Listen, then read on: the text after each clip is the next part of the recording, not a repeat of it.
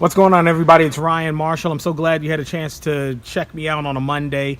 Had a chance to go take my daughter to the park probably 30 minutes ago, and so now I'm out here getting a chance to talk to you about some keys to building wealth or some obstacles to keeping your wealth from growing as much as you really could be doing. And there are four things that are serious wealth eaters, and they are procrastination, taxes, losses, and inflation. And so the first thing I'm going to talk about is procrastination. Procrastination, you not taking the opportunity to be able to create and save money. Okay. And you're waiting for that opportunity to create and save money. And so when you do that and you don't start now, then you lose the opportunity to get the time element of your money to grow, for it to be able to compound and to be able to earn any sort of interest or growth and return. And when we talk about some of the reasons why some people aren't growing that wealth or retirement numbers that they want to get, is because they waited till they were 40 or 45 or 50 to start saving for something that they were going to need at 65, as opposed to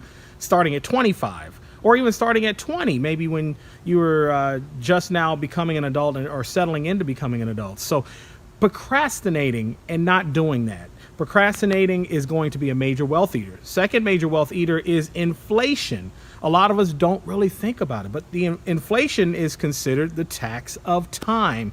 That means that what happens is the cost of goods and services increase each and every year. And the average inflation rate for the last 100 years here in the United States was 3.1%. So that means that whatever things cost today, the cost of clothing, the cost of food, the cost of gas, the cost of housing, all of those things on average are going to be 3.1% higher next year, 2022, and 3.1% higher the year after that and the year after that. So that means that the power of your dollar is diminishing.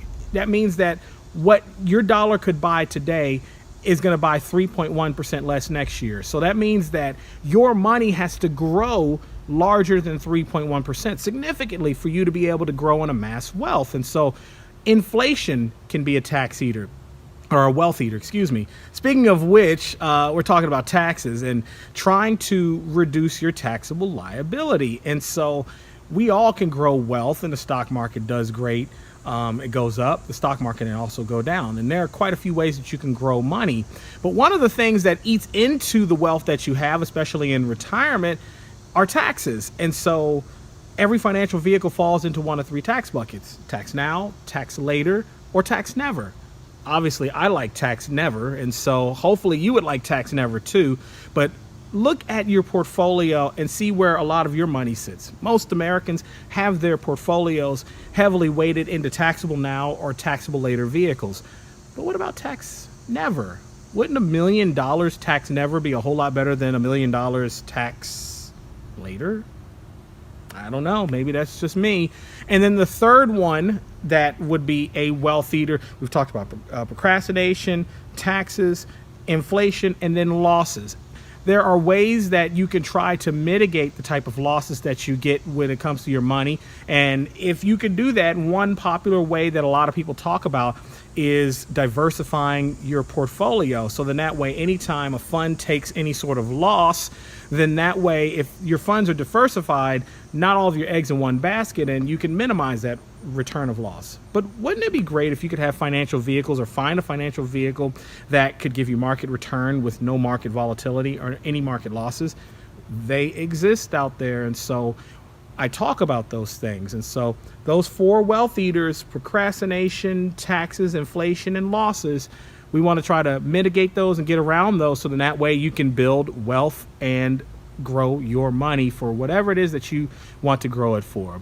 Thank you so much for taking a chance, taking the time to listen to me. I really appreciate that. Follow me on Twitter at Twitter. I've got a couple of Twitters: RHM WealthWave for my WealthWave page, at Ryan H. Marshall for my Green Talk for Brown Folks page. I also have an Instagram at RHM WealthWave. And if you want to ask me any questions, hit me up at ryan.marshall@howmoneyworks.com. Well, it got hot out here. I had to wipe my brow a little bit. I'm trying to keep the shine off of my face. We'll see you later. Happy Monday.